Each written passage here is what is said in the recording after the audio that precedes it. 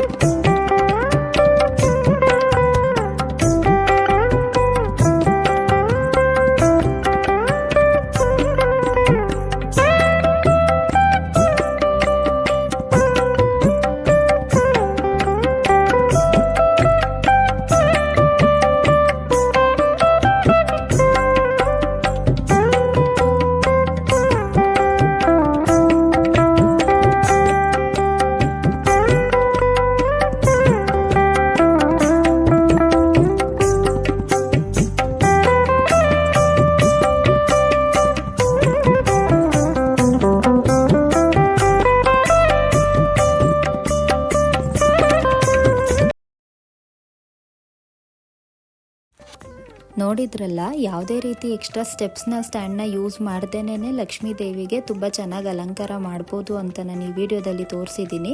ಹಾಗೆಯೇ 2 ಬ್ಲೌಸ್ ಪೀಸ್ನ ಬಳಸ್ಕೊಂಡು ನಾವು ಸೆರಗು ಕೂಡ ಮಾಡ್ಬೋದು.